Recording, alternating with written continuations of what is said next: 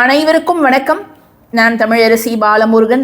இந்த பதிவில் நம்ம பார்க்க போகிற விஷயம் வரக்கூடிய செவ்வாய்க்கிழமை 14/4/2026 பராபவ ஆண்டோட முதல் நாள். விசுவாவசு ஆண்டு இனிதே முடிந்து நம்ம அனைவரும் பராபவ ஆண்டுக்குள் காலடி எடுத்து வைக்க போகிறோம். இந்த பராபவ ஆண்டோட பொது பலன் என்ன அப்படின்னு பார்த்தீங்கன்னா, இந்த வருடம் மழை கொஞ்சம் குறைவாகவும் தாமதமாகவும் இருக்கும். கால்நடைகள் செழிக்கும், பால்வளம் பெருகும். அது மட்டும் இல்லாமல் 4 வகை உயிர்களும், தேவர்கள், மனிதர்கள், விலங்குகள் மற்றும் பூச்சிகள், இவங்க எல்லாருமே நல்லபடியாக வாழ்வாங்க அப்படின்னு இடைக்கால சித்தர் தன்னுடைய வெண்பாவில் பாடியிருக்கிறார். தமிழ் ஆண்டுகள் மொத்தம் 60. அதில் 40வது ஆண்டு தான் இந்த பராபவ ஆண்டு. எந்த ஒரு மாதத்தோட முதல் நாளாக இருந்தாலும் சரி, எந்த ஒரு வருடத்தோட முதல் நாளாக இருந்தாலும் சரி, அந்த நாளில் நாம் செய்யக்கூடிய சில முக்கியமான மங்களகரமான விஷயங்கள் அந்த ஆண்டு முழுக்க அதனோட பலன்களை நமக்கு கொடுக்கும் அப்படிங்கிறது தான் ஐதீகம். அந்த வகையில் செவ்வாய்க்கிழமையன்று புத்தாண்டு, தமிழ் புத்தாண்டு, அந்த நாளில் நாம் வாங்க வேண்டிய சில முக்கியமான மங்கள பொருட்கள் அதில் 3 பொருட்கள் ரொம்ப ரொம்ப முக்கியமானது. என்னென்ன பொருட்கள் நம்ம வாங்கணும் அப்படிங்கிறத இந்த பதிவில் பார்க்க போகிறோம். தமிழ் புத்தாண்டினாலே சித்திரை கனி காணுதல் அப்படிங்கிற ஒரு நிகழ்வு நடக்கும். நிறைய பேர் வீட்டில் அதை இன்றைக்கும் பின்பற்றிக்கிட்டு தான் வராங்க. அதாவது திங்கட்கிழமை அன்னைக்கு இரவே அவங்களுடைய படுக்கை அறையிலையோ அல்லது ஹால்லையோ ஏதாவது ஒரு பொதுவான இடத்துல நல்ல அழகான ஒரு கண்ணாடி வைத்து அதற்கு மஞ்சள் குங்குமம் வைத்து அந்த கண்ணாடிக்கே நிறைய பேர் நகைகள், ஆபரணங்கள் போடுவாங்க. அதற்கு முன்பு முக்கணிகள், அதுக்கப்புறம் தானிய வகைகள்லாம் வைப்பாங்க. இனிப்பு, சுவாமி புத்தகங்கள், பாடல் புத்தகங்கள், ரூபாய் நோட்டு, சில்லற நாணயங்கள், ஆபரணங்கள், புஷ்பங்கள், நல்ல ஃப்ரெஷ்ஷாக இருக்கக்கூடிய பூக்கள், இதையெல்லாம் வச்சுடுவாங்க. மறுநாள் காலையில் ஜஸ்ட்டு அந்த கண்ணாடியில் முகம் விழிப்பார்கள். அப்படி விழிக்கும்போது நம்ம வச்சுருக்கக்கூடிய மங்கள பொருட்களும் அந்த கண்ணாடியில் தெரியும். அதை தான் சித்திரை கனி காணுதல் அப்படின்னு சொல்லுவாங்க. சில பேருக்கு அந்த பழக்கமெல்லாம் இருக்காது. இப்போ நம்ம சொல்லக்கூடிய விஷயங்கள் ரொம்ப ரொம்ப ரொம்ப அடிப்படையான பொருட்களை நீங்கள் அன்றைய தினம் வாங்கினா போதும். அன்னைக்கு செவ்வாய்க்கிழமை, முருகனுக்கு உரிய செவ்வாய்க்கிழமையில் இந்த புத்தாண்டு பிறந்திருக்கிறதுனால இதை நாம் மங்கள ஆண்டாக அழைக்கலாம். ஸோ நீங்கள் ஃபஸ்ட்டு வாங்க வேண்டிய மிக முக்கியமான ஒரு பொருள் என்ன அப்படின்னு கேட்டிங்கன்னா, இந்த மலர்கள் தான். பொன் வைக்கக்கூடிய இடத்துல பூவை வச்சுப்பாரு அப்படின்னு சொல்லுவாங்க. ஜஸ்ட்டு ஒரு 10 ரூபாய்க்கு இந்த வாசனையான மல்லிகையையோ அல்லது முருகனுக்கு உரிய இந்த செவ்வரளி மலரையோ நீங்கள் வாங்கி உங்களுடைய பூஜை அறையில் இருக்கக்கூடிய தெய்வ படங்களுக்கு நீங்கள் போடுங்க. இதை நீங்கள் போட்டிங்கனாலே நாம் அழைக்காமலேயே அனைத்து சுபிக்ஷங்களும் நம் வீடு தேடி வருங்க. ஸோ முதல் பொருள் என்ன அப்படின்னு பார்த்தீங்கன்னா, ஃப்ரெஷ்ஷான மலர்கள் தான். சில பேர் அன்னைக்கு வாங்கினா விலை அதிகமாக இருக்கும் அப்படின்ட்டு முன்னாடி நாளே வாங்கிடுவாங்க.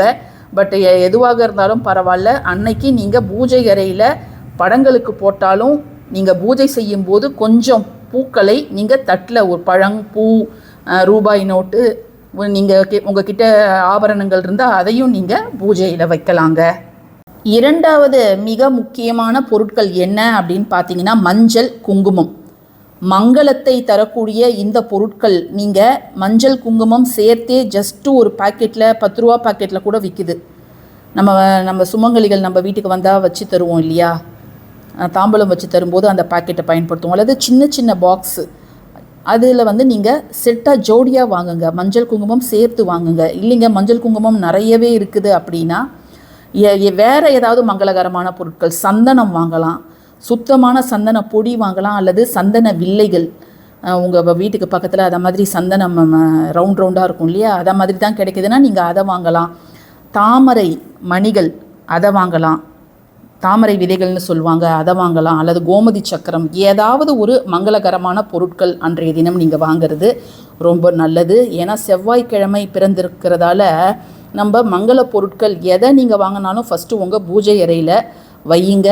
வச்சுட்டு அதன் பிறகு நீங்கள் அதை பயன்படுத்தலாம். நீங்கள் பூஜை பண்ணுவீங்க, புது வருஷத்துக்கு நம்ம அறுசுவை உணவுகள்லாம் தயார் பண்ணி பூஜை பண்ணுவோம். அப்படி நீங்கள் பூஜை பண்ணும்போது இதையும் நீங்கள் ஒரு தட்டில் வச்சு மஞ்சளோ குங்குமமோ அல்லது நீங்கள் மலர்கள் வாங்கியிருந்தாலும் பழங்கள் எது நீங்கள் வாங்கியிருந்தாலும் அதை மாதிரி வைங்க.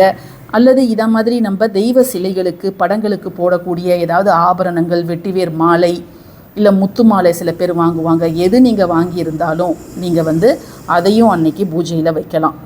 மூன்றாவது முக்கியமான ஒரு பொருள் என்ன அப்படின்னு பார்த்தீங்கன்னா இனிப்பு. நான் இங்கே டைமண்ட் கற்கண்டு வச்சுருக்கிறேன்.